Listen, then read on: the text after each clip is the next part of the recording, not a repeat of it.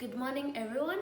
I hope each and every one of you is feeling good today because this is our first day of the seminar and we're going to cover a whole lot of things which are very interesting. So, me standing in front of you, I'm by the names of Rita Inezan Sengaire, and today I'm going to present to you guys about the functions of management and its styles. So, as I say management, someone might wonder what actually is management. So, management involves all the acts that engage an organization's human talent and its resources to accomplish its desired goals. So, it's all the things that are done in a company using the resources of the company, money, and also the human talents people to accomplish the desired goal of the organization in a certain period of time. So, according to Lumen, some of the functions of management are planning. So the first one I can say is planning, as I've said.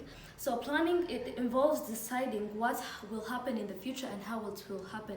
So this means that we plan for what we want to happen in the future, and we also make the action plan of how it's going to happen. So let me give a scenario. So you know that here at Sparks of Hope, we distribute bicycles to students to ease their transport to school. So the transportation, sorry. So let's say that we have this new project. Yeah, we already do it, but let's just give an example. So we have this project of giving bicycles to students. So first of all, we have to plan and know what do we want to do as a charity act. So our charity act is giving out bicycles. So we have to plan, like we have to know who are the students who are going to get the bicycles. What will be the criteria for them to receive these bicycles? How many bicycles are we able to give out to these students? So we have to have a plan, a solid plan of how we want things to go and how we want them to go step by step. So that's the first function of management. The second function of management is organizing. So this means putting in place patterns of relationships among workers and making efficient use of the resources required to successfully carry out plans. So let's stick to the first scenario that I gave of giving out bicycles. So after we set our charity act to be giving out these bicycles, we have to organize and say that maybe Rita in this company is very good at logistics. So she will have to help us count the bicycles, know how we're going to get those bicycles, know the prices, everything. So we also have Jessie in this company, and she's very good at project management. So we have to organize and just set a team of people depending on their strengths who we think will carry out this project and make it successful. So we have to organize and just set a group of people, teams, who we think will be able to carry out this project successfully. And also the third function of management is staffing. So staffing involves recruiting and hiring the right people for jobs available, as well as facilitating ongoing trainings to keep skills current. So still using the bicycle scenario, let's say that maybe we do not have someone who is good at project management, overall project management, and we need someone who can manage this project so that it's really successful. So, and we look among our employees and there's no one who is really capable of doing that. What we're going to do is as the management, we're going to hire someone who is right for this job, a person who can rightly and efficiently and effectively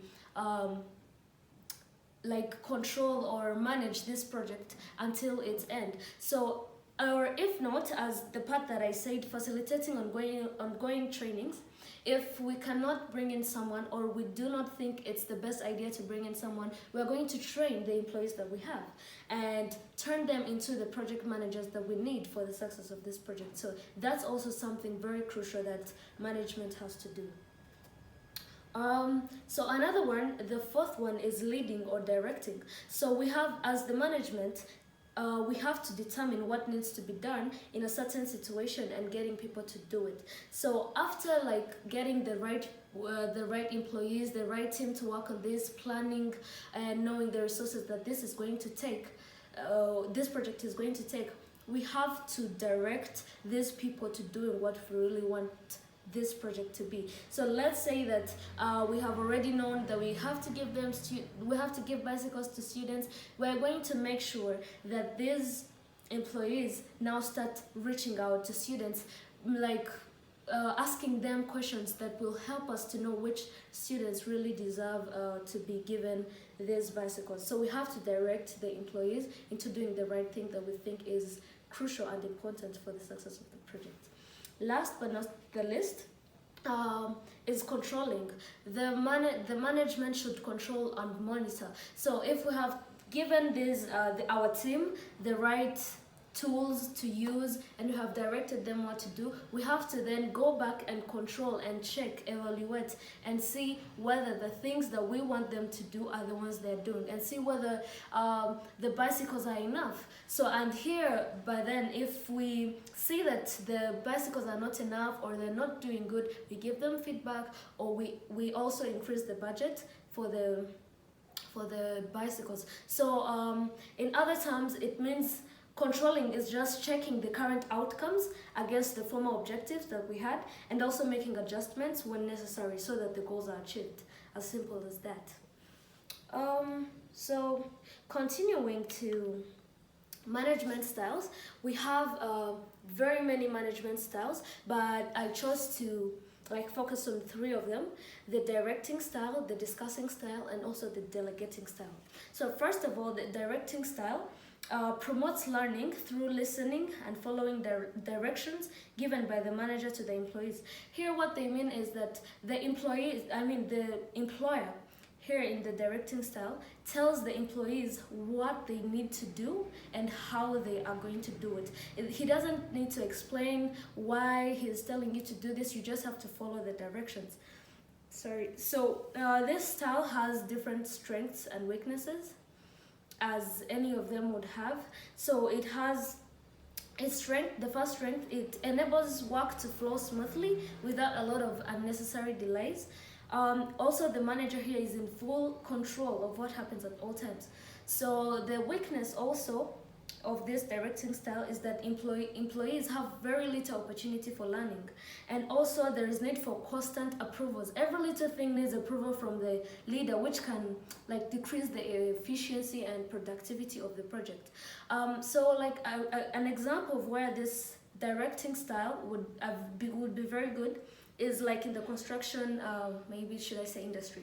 So when they're constructing, these builders who are helping the engineer have to follow exactly what he tells them, because he's the one who has the plan in mind and he knows how he wants the house to look. So he doesn't need to explain why he's telling them to put this brick here or that brick there. They just need to follow the direction, because a single mistake can ruin the whole plan of the house. So that's why this directing style is very good in this area.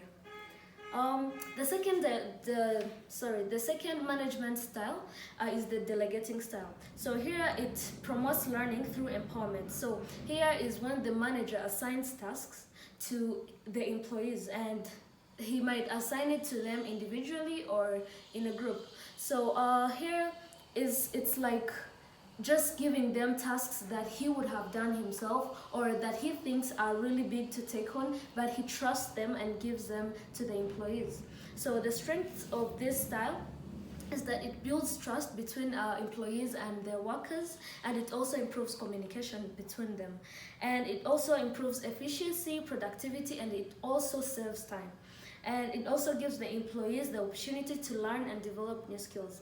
So some of the weaknesses also are, it doesn't eliminate accountability. So no matter how many tasks you've given to your employees, the outcome of the project or the outcome or the deliverables have to meet the expectation that you had to meet. So it's up to the manager still to make them work until they meet the expectations of the deliverable. So it also requires a lot of mentorship and time, because you have to see what they're doing, give them feedback, and follow up on what they're doing. And it also results in loss of control, where control is not in the hands of the employer, it's in the hands of the employees now. And so a very good scenario where it's good to use the delegating style is when, like, if I'm the manager and I have different tasks to work on, and I'm seeing that me focusing on a certain task will make me not focus on the other. So if I have a lot of tasks to work on, and I'm realizing that by giving them all the tasks time, I will like not be productive enough. So here I can just choose, if I had 3 tasks and I feel like I can only focus on 2 because that's the time that I have, here I can delegate tasks to a person that I think is right and has the right skills to work on this. So here it's very good because it saves time, and it also like helps you work and be productive on a higher level than you would if you had a lot of things to focus on. So last but not the least is the discussing style. So this style promotes learning through interaction. Here the manager is like the facilitator of a discussion that will lead to a logical conclusion. So here is where we receive the thoughts of each and every employee to reach a logical conclusion. So the strength of this discussing style is everyone is welcome to contribute their idea, and the weakness is this style leads to the inability to move at the high speed of business. So what I can say, the discussing style is very good when you like, okay, let's say that you have been noticing that the workers come in very early and they go home very late, and it's not giving them time to also focus on their families, and you want to change maybe the schedule of when work starts and when it ends. So this is something that concerns all the workers. So here the discussing style is very appropriate and suitable because everyone will have their own opinion of when they think they should arrive at work and when they think they should go home, because they know this is something personal to them. So it's very good to use this style when you want to like bring in new measures and things you think that concern each and every employee, and you think affects them personally and also professionally. So I think that's all I had to say, and thank you all for your time, and I hope to see you the next day.